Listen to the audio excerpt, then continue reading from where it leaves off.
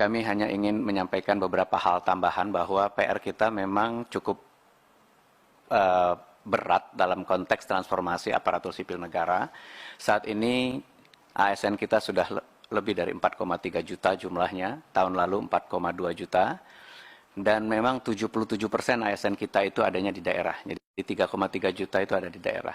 Lebih dari 36% itu adalah guru, baik PNS maupun P3K. Jadi kalau guru ini kita selesaikan, nakes kita selesaikan, sebetulnya Pareto dari ASN ini agak cukup terselesaikan begitu. Karena porsi terbesarnya memang ada di sini. Nah, belum lagi kita punya persoalan tenaga non-ASN yang dari tahun 2005 kita coba selesaikan. Sampai hari ini komitmen penyelesaian itu setiap tahun coba kita upayakan bersama-sama, tetapi faktanya bukannya makin selesai, masalahnya justru makin besar. Saat ini terdata sekitar 2,3 juta non-ASN kita, yang tahun 2005 itu sisa sekitar 60.000 saja, setelah 860.000 diangkat tanpa tes menjadi PNS pada waktu itu. Jadi kita mencoba menyelesaikan persoalannya bukannya tambah selesai, tapi ternyata malah tambah besar persoalannya. Nah, lebih dari 30% itu juga adalah tenaga pendidik, guru, dosen, tendik, dan lain-lain. Dan ada sekitar 750.000 adalah tenaga administrasi. Ini yang barangkali menjadi concern kita bersama, karena pada saat yang sama kita sedang melakukan digitalisasi besar-besaran di seluruh instansi pemerintah melalui SPBE. Jadi kalau kita melakukan digitalisasi, biasanya piramida dari employment itu menjadi terbalik. Kalau dulu pelaksananya jadi banyak, administrasinya jadi banyak, pada saat kita melaksanakan digitalisasi, biasanya piramidanya terbalik. Nah, ini PR besar untuk kita bersama. Nah, Bapak Ibu yang kami hormati, kami mitranya adalah Komisi 2 dan dengan pemerintah itu punya komitmen bersama-sama untuk menyelesaikan ini dengan beberapa guiding principles. Pertama, penyelesaian non-ASN ini kalau bisa menghindari terjadinya PHK massal. Ini guiding principles yang kami sepakati bersama-sama antara pemerintah dan Komisi 2. Guiding principle yang kedua adalah jangan sampai anggarannya juga membengkak. Karena pada saat yang sama kita punya undang-undang yang mengatur porsi dari APBD. Ya, tadi 77% adanya di daerah, porsi APBD 30% nggak boleh lebih dari untuk biaya SDM dan lain-lain. Ini PR-nya. Lalu kalau bisa pendapatan yang diterima oleh honorer saat ini atau non-ASN saat ini tidak berkurang. Jadi ada pagar-pagar yang memang cukup ketat untuk kita coba jadikan rujukan. Dan kemudian ada regulasi yang harus kita hormati bersama. Nah, ini sudah mengerucut, ada beberapa alternatif penyelesaiannya. Insya Allah dalam waktu dekat kami bisa tuntaskan. Saat ini sedang lakukan simulasi-simulasi. Bapak Ibu yang saya hormati, melalui Undang-Undang 5 2014 kita hanya mengenal istilah PNS dan P3K untuk ASN yang bekerja di instansi pemerintah. Jadi ini adalah guiding panduan kita di dalam menyelesaikan persoalan-persoalan. Karena itu kami di Kemenpan RB mencoba membuat rencana kebijakan pembunuhan ASN dalam beberapa tahun ke depan sampai dengan 2030, karena kita akan punya menikmati bonus demografi sampai 2030.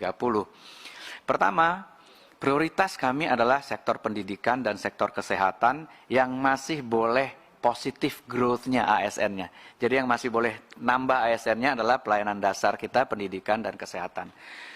Untuk tenaga fungsional teknis lainnya, kita coba cap agar terjadi zero growth begitu.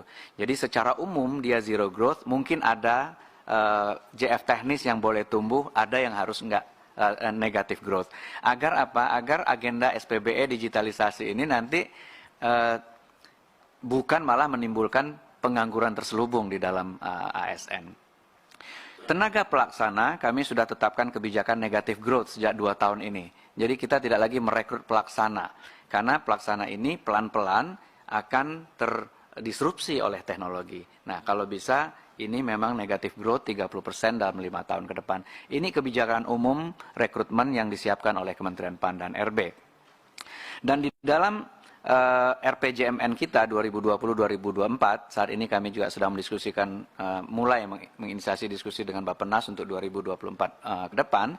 Ini memang ada beberapa prioritas. Jadi kalau teknis tadi zero growth, yang ini barangkali masih boleh positif, yang lainnya negatif, agar dia bisa in general menjadi zero growth. Tetapi sektor pendidikan, sektor kesehatan, itu sektor penegakan hukum adalah pelayanan dasar yang harus kita penuhi formasinya sesuai dengan kebutuhan. Tadi sudah disampaikan oleh Mas Menteri dan Bu Dirjen bagaimana formasi kita di 2021, 2022, dan perkiraan di 2023 ini.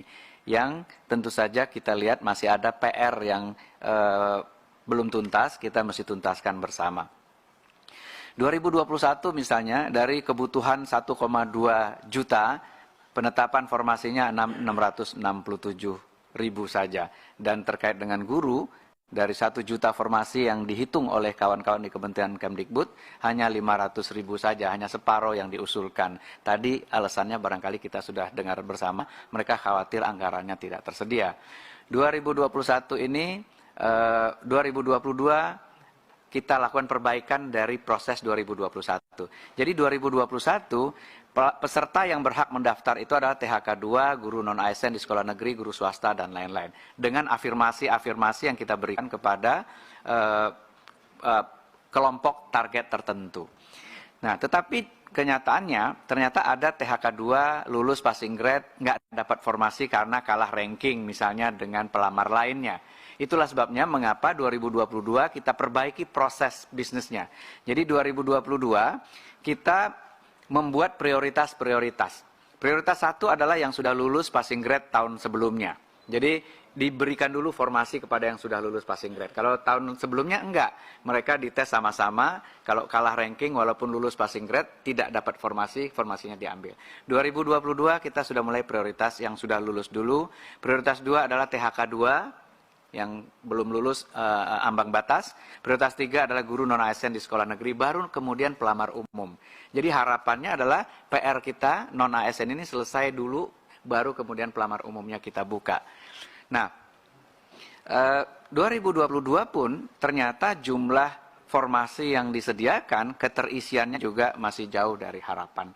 Dan berkali-kali dalam setiap kali diskusi, masih ada perbedaan persepsi dari kami instansi pusat dan Kementerian Keuangan yang merasa sudah menyediakan anggaran, bahkan sudah diirmak, tetapi teman-teman di daerah tetap merasa jumlahnya nggak sama dengan apa yang kita butuhkan. Ini sudah dilakukan one-on-one berkali-kali oleh Bu Dirjen dengan Kementerian Keuangan, dengan daerah, untuk memastikan bahwa sebetulnya kebutuhan yang ada, formasi yang disiapkan, anggarannya sudah disiapkan.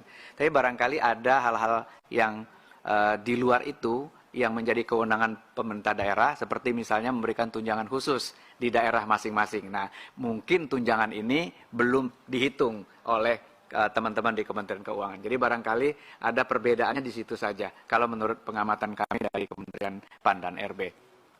Karena itu permasalahan-permasalahan ini tentu harus ada terobosannya, dan tadi Mas Menteri sudah menyampaikan 2024 kita mungkin akan kami di Kementerian PAN RB juga sedang menyiapkan bagaimana rekrutmen itu bisa lebih fleksibel waktunya, tempatnya, dan lain-lain. Karena selama ini kita melakukan satu batch setahun sekali dengan rekrutmen yang begitu besar.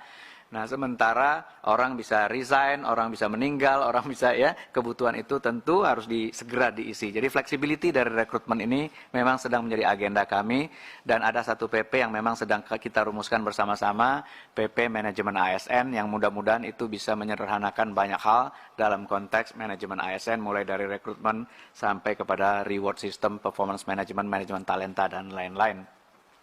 Bapak Ibu, arah kebijakan rekrutmen 2023 tetap berpihak atau berfokus kepada pelayanan dasar, guru dan tenaga kesehatan, itu prioritas nomor 1.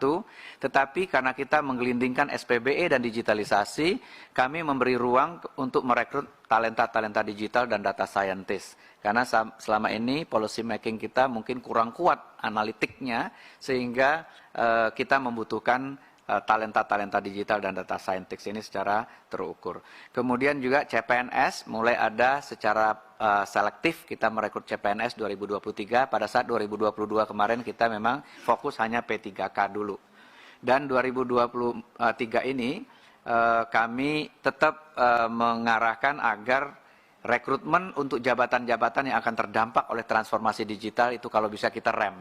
Jangan sampai kita merekrut terus lalu jabatan ini nanti terdampak oleh digitalisasi, kemudian kita bingung sendiri ini orangnya akan dialihkan kemana.